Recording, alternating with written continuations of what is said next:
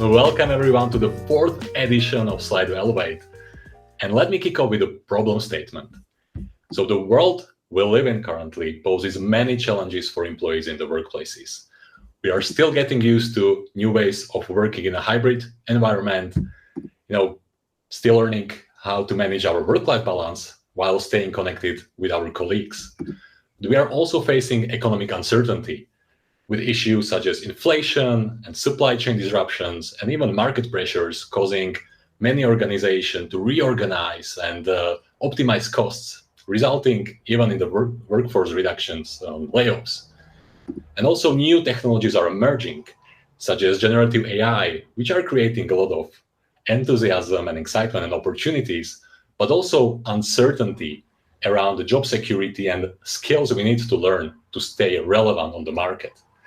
And all these challenges are affecting us in the workplace.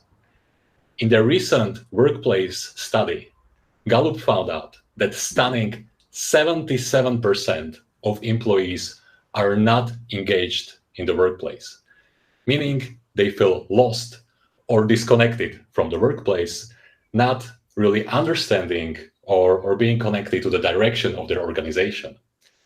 And this is also an issue on a personal level, because what Gallup found is that the stress that unengaged employees are experiencing is higher compared to engaged employees.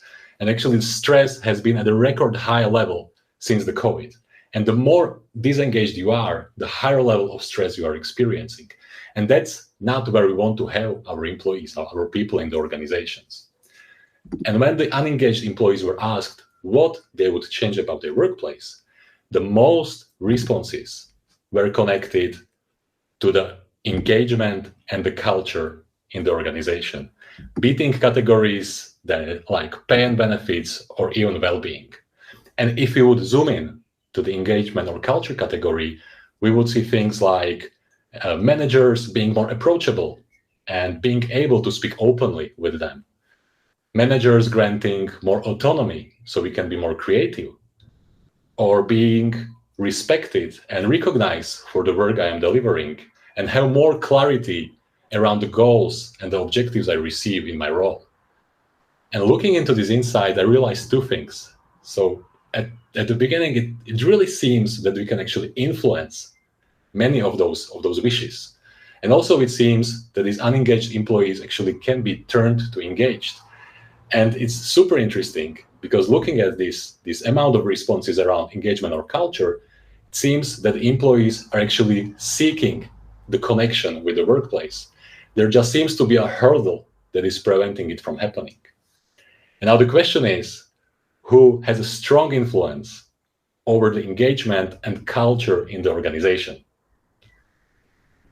And if you think of leaders, you are thinking the same as me.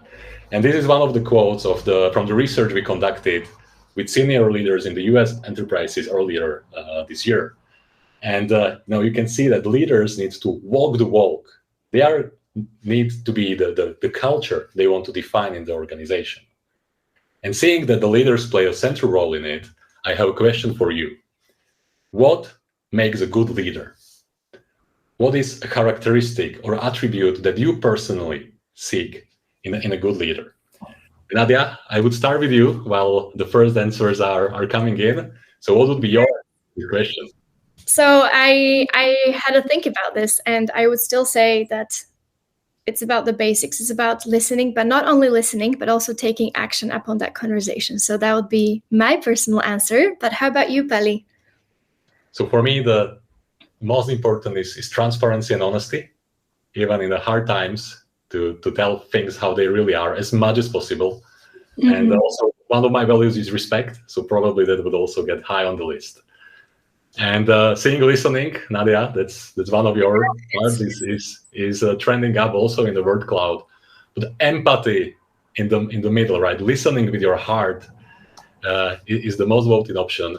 Also the honesty and transparency, but also communication, being active listener, having heart for people, and then ability to prioritize. So that comes also with the execution and the action, Nadia, that you mentioned.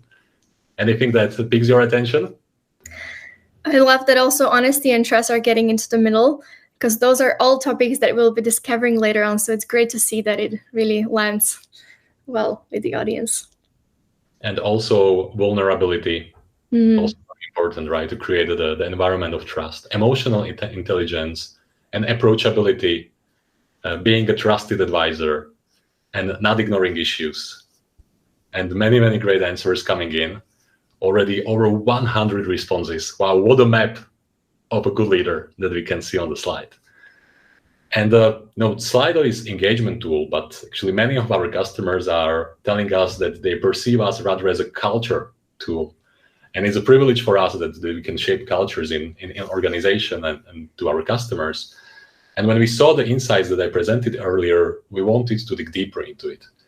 And we asked the very same questions to employees in the US enterprises. And this is what we found out. So what is expected from a good leader is honesty, treating others with respect, and the listening that we also see in the word cloud earlier. But also they are expected to encourage growth within the team and empowering their team. And then there are many other options like being fair, valuing different opinions, and being empathetic. And when you look into these attributes, what is in the center of it are people. People who want to be treated as humans, not as resources. And without putting people first, we will see more and more employees getting disengaged in their organizations. And without putting people first, we will not be able to deliver the business results and the visions and the missions that we would like to. And we could see that all these attributes of a good leader are kind of universal in any time. But thinking of the challenges we are currently facing at the workplaces, they are more relevant than ever. And this actually brought us to the topic of today's Elevate. So let's explore together what the human-centric leadership means. And let's hear some wisdom and stories and experience of leaders from some of the most inspiring companies in the world.